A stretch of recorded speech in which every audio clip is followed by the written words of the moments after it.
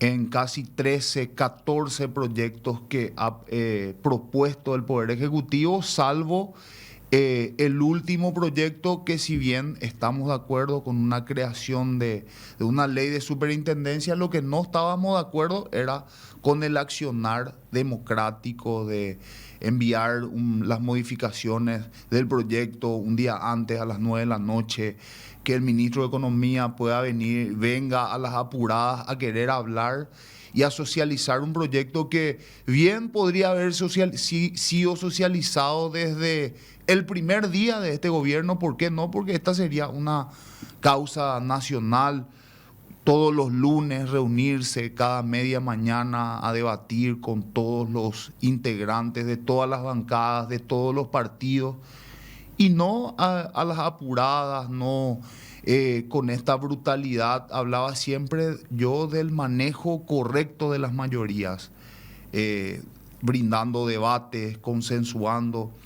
El manejo de las mayorías es una ciencia, es un arte, y eso mal utilizado produce solamente desgaste al Poder Ejecutivo. Pero es una demostración de poder también eso. Claro, Creo que justamente esa es la intención. se especuló mucho el motivo, porque podría haberlo hecho de otra manera, ¿verdad? Así como decís vos, instalando el debate, pero eligió hacerlo así, como salió, ¿verdad? ¿Y a qué se debe? Porque yo especulaba esta semana en mi columna, decía, ¿será que el cartismo quiere hacer una demostración de fuerza después de algunas reculadas, tuvo que volverse atrás y en este caso quería imponer, quería decir, cuando yo quiero aprobar una ley, la hago aprobar, ¿verdad? Me parece una posibilidad. Otra, se decía también que el gobierno está urgido de que se apruebe la superintendencia porque es uno de los compromisos que tiene con el Fondo Monetario Internacional. Este es uno de los puntos que figuraba. Y como va a necesitar dinero el año que viene, la carta de presentación es, mira, ya cumplimos con esto. ¿Qué escuchaste vos sobre cuál fue el motivo de esta actitud del gobierno? Y que Mario Abdo había sido quien asumió ese compromiso con el FMI. En primer lugar, escuché posteriormente a la aprobación a las apuradas de esta ley, y quisieron un poco asociar a un requisito que brindaba o exigía supuestamente el Fondo Monetario, y decían, personalizaban sobre todo en mi persona, que yo estoy en el ejercicio de la gestión legislativa, de que yo cómo no podría haber sabido esta situación con el Fondo Monetario. Anoté algunas líneas específicas que quiero compartir con ustedes. En octubre del 2022, el Paraguay acordó con el Fondo Monetario un instrumento de coordinación política llamado PCI. Eso refleja la agenda del país en materia de reforma. Como primer punto, ¿qué es el PCI? El PCI es un instrumento no financiero. Esto no implica desembolso de recursos, para mostrar un compromiso de reformas definidas por el país. Con él no se accede a financiamiento de manera directa. Como tercer punto, una de las cosas que el Paraguay propuso incorporar como parte del PCI era una reforma a las cajas de jubilaciones. Tanto los proyectos de reforma acordados como parte del PCI, así como las fechas enviadas al Congreso, pueden ser modificadas y ajustadas. Esto no está escrito en piedras. El gobierno entrante podría haberse sentado con el Fondo Monetario Internacional a reagendar o recalendarizar, o en todo caso cambiar de PCI, de instrumento que lleva consigo el Fondo Monetario Internacional. O sea, este proyecto de superintendencia no había esa urgencia, No había. Este compromiso no era una imposición la aprobación de la superintendencia. De hecho, este PCI tuvo ajustes en cada misión de revisión, en junio del 2023 y en octubre y noviembre del 2023. Entre octubre y noviembre del 2023, el gobierno actual se reunió con la misión del Fondo Monetario Internacional, que vino al Paraguay en ese momento a ejercer un control sobre el PCI actual que había elegido el gobierno anterior, que era una reforma de las cajas jubilatorias. Entonces, el cumplimiento del PCI, en esta oportunidad el gobierno solicitó al Fondo Monetario Internacional en su venida en noviembre del 2023 acceder a recursos financieros bajo su servicio de resiliencia y sostenibilidad, un instrumento financiero diferente al PCI. Entonces, aprovechar este espacio porque he visto que un compañero de ustedes de este medio, Enrique Vargas Peña, aprovechó la oportunidad para pedir disculpas a Horacio Cartes, porque él decía de que la línea venía directamente de arriba.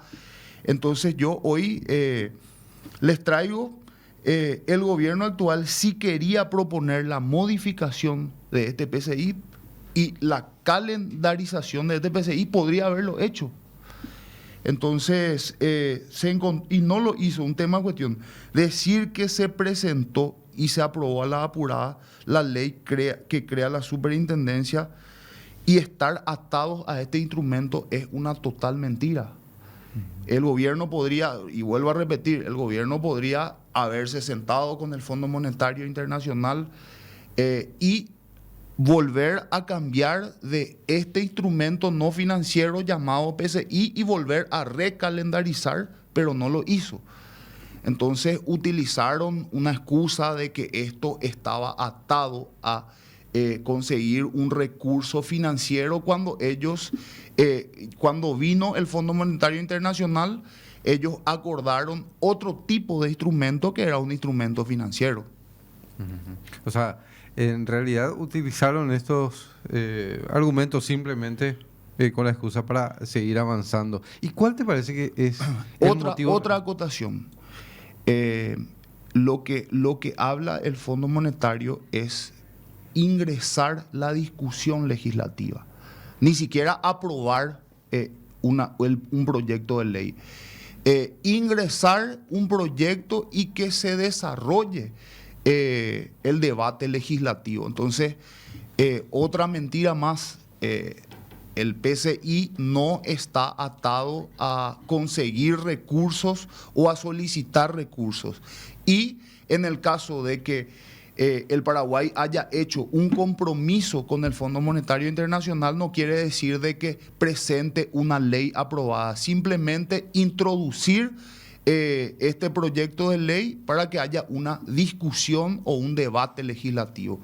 O sea, en todo caso no se justificaba este apuro en esa supuesta urgencia de tener una superintendencia. Aprovechar esta aclaración para tu compañero de este medio que quisiera revisar su heladera, a ver si por lo menos Don Vito hay en su heladera por tanto compromiso que pueda llegar a tener, y aprovechar él de pedir perdón públicamente a Horacio Cartes, decirle de que con estas justificaciones que estoy haciendo de manera responsable, totalmente en desacuerdo con su pedido de disculpas al líder de Honor Colorado. Seguramente te va a llamar después para debatir sobre la cuestión. Sí.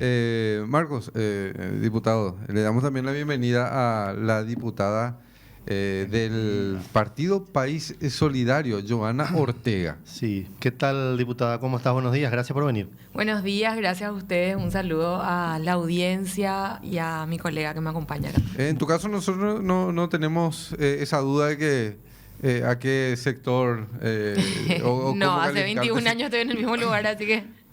Diputada, sobre esto que estábamos hablando... Sí, les ¿verdad? venía escuchando. Sí, sobre el apresuramiento y las especulaciones el motivo por el cual tomó esta actitud, ¿verdad? El gobierno, pudiendo hacerlo de otra manera, realmente.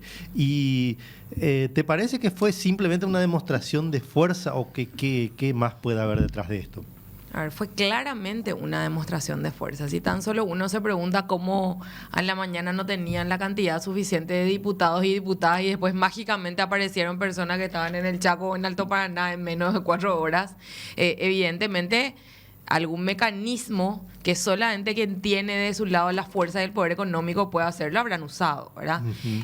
Por supuesto que fue absolutamente apresurado, tratándose de un tema que en primer lugar generaba crispación social, que venía con una, digamos, seguidilla de movilizaciones por parte de los jubilados y de las organizaciones que estaban, digamos, movilizadas desde principios de año con este tema, con esa preocupación latente, ¿verdad? Y un apuro sin mucha explicación. Por eso sí creo que solamente fue el tema de demostrar esta es nuestra fuerza, ¿verdad? No lo pudieron hacer de buenas a primeras. Se quedaron 3 sesiones sin quórum. 2 sesiones sin quórum, la tercera abrieron, tuvieron que abrir una cuarta extraordinaria ese día para poder definitivamente aprobarlo, ¿verdad? Y no había ninguna necesidad. Y como bien decía acá el colega Mauri Espinola, no había necesidad porque todos estábamos de acuerdo en que necesitamos una superintendencia de jubilaciones y pensiones, ¿verdad? Yo creo que eso es lo que más yo... No es reclamo, pero realmente siento mucho por el país, ¿verdad? Porque yo creo que estos temas requieren un gran consenso social y para que haya consenso social, por supuesto, tiene que haber un consenso político de las fuerzas que tanto en mayoría como en minoría están representadas en el Parlamento. Yo decía antes que el Ejecutivo logró mayoría, no logró consenso. Exacto. Y en el contexto... Yo veo que hay proyectos que van por la misma senda, que son proyectos peligrosos, que de alguna forma afecta el Código Penal, afecta el bolsillo de la gente. Y a eso, ustedes están están cerrando el año 6 meses, los primeros 6 meses de gestión. Por lo que ven, proyectos peligrosos. Yo menciono uno, lo de Skype, que me parece realmente una atrocidad. Súper peligroso. Pero proyectos así, que tengan esa mayoría, ¿cómo ustedes ven? ¿Cuáles son? ¿A dónde apunta este gobierno finalmente? Bueno, yo creo que el resultado, más allá de a dónde apunte, es el socavamiento de nuestras débiles bases democráticas, ¿verdad? Porque ni siquiera estamos hablando de bases fuertes democráticas que sustenten nuestra institucionalidad o una cuestión así, ¿verdad? Y terminan socavando más profundamente, ¿verdad? Este proyecto yo espero que cuando llegue al Senado tenga esas modificaciones que se tienen que dar porque es prácticamente una invitación a robar y a delinquir, ¿verdad? Y sin embargo, se aprueban a la ligera, sin mucho debate, igual que el proyecto de la superintendencia, ¿verdad? Y terminan debilitando profundamente nuestra democracia. En un país donde ya vemos suficientes escándalos, donde hay poco control, poca transparencia, pocos niveles de institucionalidad, donde yo decía ayer en un debate que tenían en otra instancia, ¿verdad?